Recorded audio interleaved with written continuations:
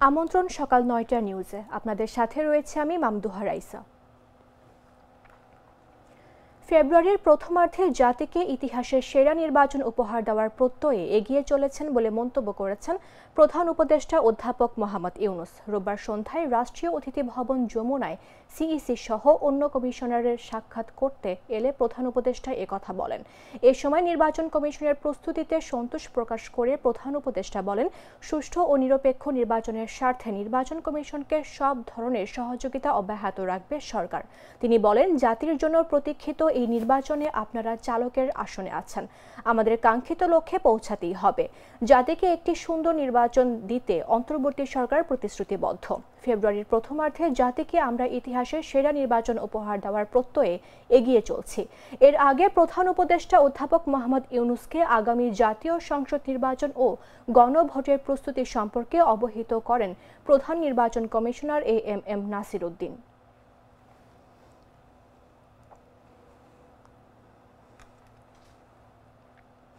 BNP chairperson ও সাবেক প্রধানমন্ত্রী খালেদা জিয়ার সিটি স্ক্যান করানো হয়েছে, এমন খবর প্রকাশ পেয়েছে বিভিন্ন গণমাধ্যমে। সূত্রের বরাতে প্রচার হওয়ায় এমন খবর প্রকাশে সতর্ক থাকার পরামর্শ দিয়েছেন বিএনপি মিডিয়া সেল। রোববার বিএনপি মিডিয়া সেলের সদস্য সাইরুল কবির খান এ তথ্য জানান। তিনি বলেন, চিকিৎসা সংশ্লিষ্ট যে কোনো সংবাদ প্রকাশে দায়িত্বশীল হওয়া জরুরি। বিএনপির স্থায়ী কমিটির সদস্য ও খালেদা জিয়ার চিকিৎসক বোর্ডের দায়িত্বপ্রাপ্ত অধ্যাপক ডক্টর এইচ.এম. জাহিদ হোসেন একাধিকবার অনুরোধ জানিয়েছেন নিজেদের অনুমান বা অনির্ভরযোগ্য তথ্যের ভিত্তিতে খালেদা জিয়ার স্বাস্থ্যের বিষয়ে সংবাদ না করার জন্য। সাইরুল কবির খান আরও বলেন, মেডিকেল বোর্ডের আনুষ্ঠানিক সিদ্ধান্ত বা বক্তব্য ছাড়া এ ধরনের তথ্য প্রচার বিভ্রান্তি করতে পারে। তাই সংবাদ পরিবেশনের ক্ষেত্রে নিশ্চিত ও যাচাই করা তথ্য ব্যবহারের আহ্বান জানিয়েছেন তিনি।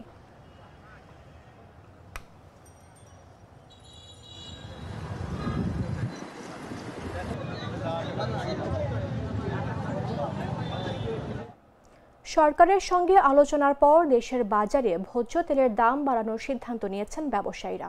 যদিও কয়েকদিন আগে সয়াবিন তেল লিটারে ৯ টাকা বাড়ানোর সিদ্ধান্তে বাতিল করেছে সরকার। এ দফায় প্রতি লিটার বোতলজাত ও খোলা সয়াবিন তেলের দাম যথাক্রমে বাড়ানো হয়েছে ৬ ও ৭ টাকা। এছাড়া প্রতি লিটার পাম তেলের দাম ১৬ টাকা ও ৫ লিটারের বোতলজাত সয়াবিন তেলের দাম বাড়ানো হয়েছে ৩৩ টাকা।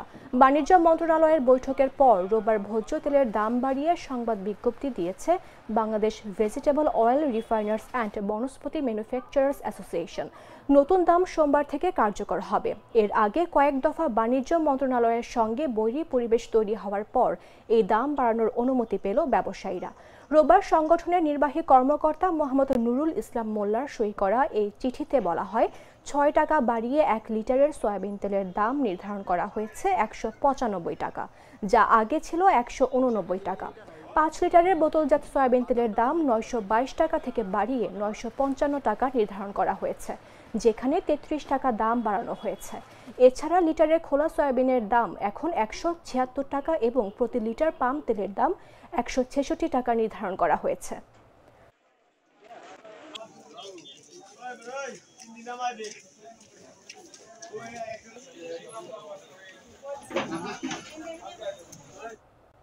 মোবাইল ফোন ব্যবসায়ীদের দাবি মেনে ন্যাশনাল ইকুইপমেন্ট আইডেন্টিটি রেজিস্ট্রার ব্যবস্থা সংস্কারের আশ্বাস দিয়েছে বাংলাদেশ টেলিযোগাযোগ নিয়ন্ত্রণ কমিশন। রোববার রাত 8:45টার দিকে বিটিআরসির chairman major general Mohammad Emdadul Bari এই আশ্বাস দেন। এতে চলমান বিটিআরসি অবরোধ কর্মসূচি ৯ ডিসেম্বর পর্যন্ত স্থগিত করেছেন দেশের মোবাইল ফোন ব্যবসায়ীরা। তবে এনইআইআর সংস্কারের চূড়ান্ত সিদ্ধান্ত না আসা পর্যন্ত দেশের সব মোবাইল ফোনের দোকান বন্ধ রাখবেন তারা। বিটিআরসি চেয়ারম্যান জানান, এনইআইআর সংক্রান্ত সব জটিলতা নিরসনে বিটিআরসিতে যৌথ বৈঠকের আয়োজন করা হবে।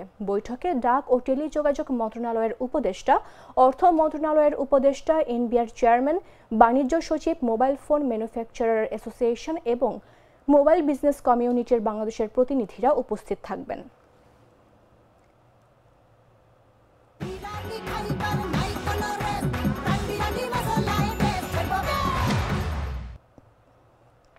বৈষম্য বিরোধী ছাত্র আন্দোলন গাইবান্ধার আহ্বায়ক মাসুদ রানা ও সদস্য সচিব বায়েজিদ বোস্তামি জিম সহ ৬ নেতাকে কারণ দর্শানোর নোটিশ দিয়েছে কেন্দ্রীয় কমিশন।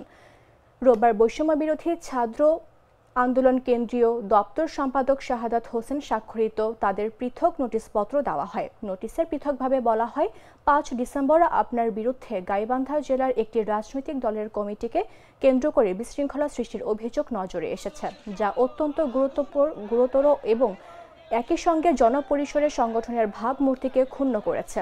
ওই ঘটনার পরিপ্রেক্ষিতে আপনার ব্যাখ্যা এবং আপনার বিরুদ্ধে কেন স্থায়ী সাংগঠনিক ব্যবস্থা গ্রহণ করা হবে না তার লিখিত বিবরণ আগামী 24 ঘন্টার মধ্যে দপ্তরের মারফত সভাপতি রিফাত রশিদ বরাবর উপস্থাপন করার জন্য নির্দেশনা দেওয়া হলো।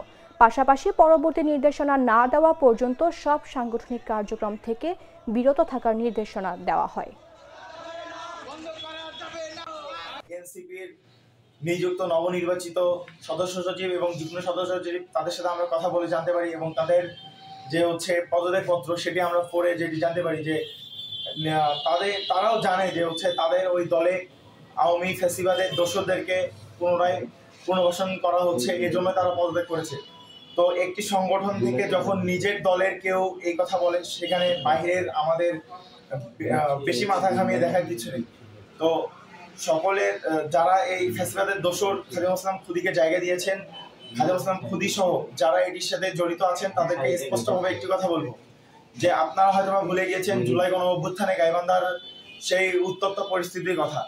তো আজকে আপনারা আমাদেরকে যে ভয়ভীতি দেখানোর চেষ্টা করতেছেন, তো এটি করে লক্ষ্মীপুরে স্ত্রী স্বীকৃত দাবি নিয়ে 3 দিন ধরে সৌদি প্রবাসীর বাড়িতে অবস্থান করছেন এক সন্তানের জননী। দাবি আদায় না হলে আত্মহত্যার হুমকি দিয়েছেন তিনি। সদর উপজেলার মান্দারি ইউনিয়নের দক্ষিণ মান্দারি গ্রামে এ ঘটনা ঘটে। তবে হৃদয় সৌদি আরব রয়েছেন। ওই তরুণী ব্রাহ্মণবাড়িয়ার কসবা উপজেলার। অপরদিকে হৃদয় লক্ষ্মীপুর সদর উপজেলার দক্ষিণ মান্দারি গ্রামের মমিন উল্লাহর ছেলে। হৃদয় হোসেন মোবাইলে বলেন, ওই তরুণীর সঙ্গে সম্পর্ক ছিল, তবে বিয়ে হয়নি। আগে তার বিয়ে হয়েছে, সেখানে তার সন্তানও আছে। বিষয়টি জানতে পেরে আমি সম্পর্ক ছিন্ন করেছি। টাকা নেওয়ার ঘটনাটি সত্য নয়। স্থানীয় মসজিদ কমিটির সভাপতি হারুনুর রশিদ হান্নান জানান, এক তরুণী হৃদয়ের বাড়িতে স্ত্রীর স্বীকৃতির দাবিতে অবস্থান করছেন। হৃদয় পরিবারের চাপে বিষয়টি অস্বীকার করছেন বলে মনে হচ্ছে। এর সাথে আমার বিয়ে হয়েছে, আমার শ্বশুর শাশুড়ি সবাই ছিল। এখন তারা আমার থেকে 3 লাখ টাকা খাইছে। তারপরে তাদেরকে আমি ঈদের সময় কাপড় চোপড় সবকিছু কিনে দিছি। এখন ওনারা আমার ছেলের বউ হিসাবে স্বীকৃতি দিচ্ছে না। এখন আমি সেই স্বীকৃতির জন্য তার বাড়িতে 3 দিন ধরে অবস্থান করে আছি। এখন আমি গ্রামবাসীর কাছে বিচার চাইছি। গ্রামবাসী আমার ঘরে উঠাইয়া দিছে। আমি এখন হৃদয়ের ঘরে আছি। বিয়ে করছে, তোমার ডকুমেন্ট কি? উড়ি বেলা আমার কাছে অনেকগুলো ডকুমেন্ট আছে, আমি ডকুমেন্ট আপনার কাছে পাঠা দিই। তখন আমি কইলাম, দাও কি ডকুমেন্ট আছে, দাও পাঠা। তখন একটা এফিডেভিট পাঠাইছে, ওই এফিডেভিটের মধ্যে হৃদয় ছবি নেই। এরপরে আরও কিছু ছবি টবি পাঠাইছে।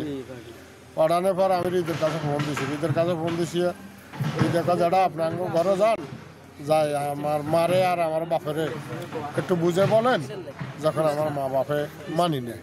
আমি ছেলের সাথে কথা বলছি ফোনে, বিদেশে। ছেলে বিয়ের কথা স্বীকার করে না, কিন্তু মেয়ের সাথে ছেলে সম্পর্ক করছে। মেয়ের সাথে দীর্ঘদিন সে সম্পর্ক করছে, এই কথাটা সে স্বীকার করছে। আমাকে আমি বলছি যে আমি মেয়ের সাথে সম্পর্ক করছি। এখন সেই সম্পর্ক করছে, এরপরে আমি বিদেশ চলে আমি তার সাথে যোগাযোগ বন্ধ করে দিচ্ছি। সিরাজগঞ্জ পৌর শহরের আধিপত্য বিস্তারকে কেন্দ্র করে দুই পক্ষের মধ্যে দফায় দফায় সংঘর্ষের ঘটনা ঘটেছে। এতে উভয় পক্ষের 25 জন আহত হয়েছে। রোববার বেলা 11টার দিকে পৌর শহরের কাঠেরপুর ইউনিয়নের এলাকার রহমতগঞ্জ ও নতুন ভাঙাবাড়ির মধ্যে এই সংঘর্ষের ঘটনা ঘটে। এতে উভয়ের মধ্যে ধাওয়া পাল্টা ধাওয়া ও ইট পাটকেল নিক্ষেপ করেন। এর আগে শনিবার রাতে কয়েক দফায় সংঘর্ষে জড়িয়ে পড়েন তারা।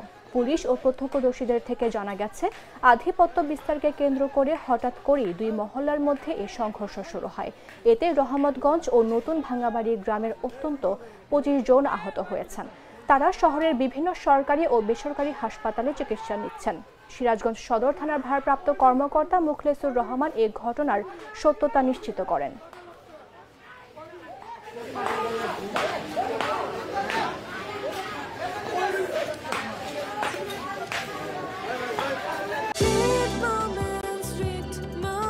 Treat chocolate. Treat moment. Sweet moment. জানাবো আন্তর্জাতিক সংবাদ।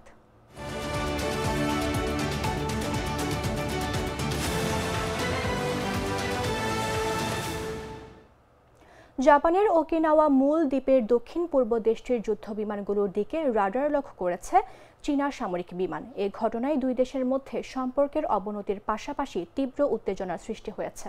রোববার জাপানের প্রতিরক্ষা মন্ত্রণালয় এমন তথ্য জানিয়েছে। জাপানের প্রতিরক্ষা মন্ত্রণালয়ের তথ্য মতে শনিবার চীনের J-15 যুদ্ধবিমান দুবার জাপানি যুদ্ধবিমান F-15 জেটের দিকে ফায়ার কন্ট্রোল রাডার নির্দেশ করে, তবে এতে কোনো ক্ষয়ক্ষতি বা হতাহতের ঘটনা ঘটেনি। রাডার লক মূলত একটি প্রযুক্তিগত ব্যবস্থা।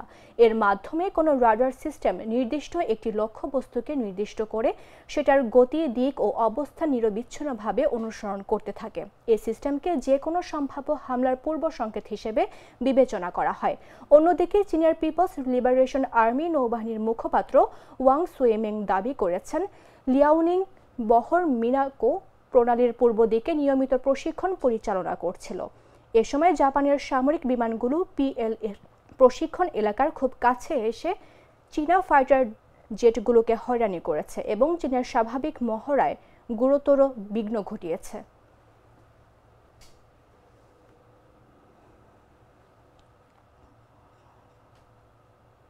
সংবাদ শেষ করব খেলার খবর জানিয়ে।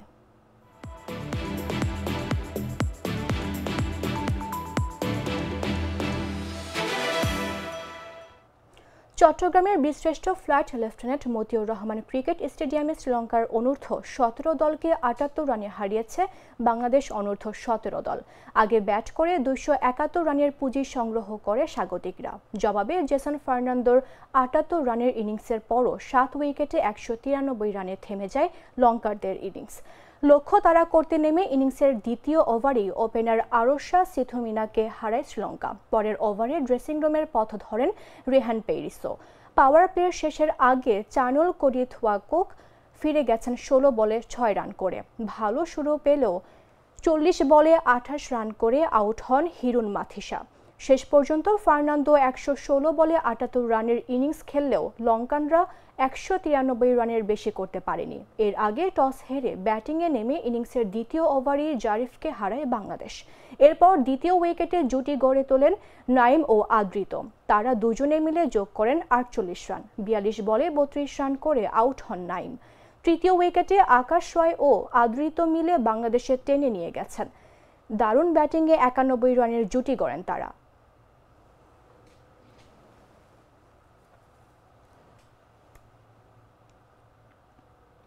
দর্শক, এই ছিল এখনকার মতো। প্রতি মুহূর্তে সর্বশেষ খবর পেতে ভিজিট করুন jagonews24.com। ফলো করুন আমাদের ভেরিফাইড ফেসবুক পেজ এবং সাবস্ক্রাইব করুন জাগো নিউজের ইউটিউব চ্যানেল। ধন্যবাদ সবাইকে।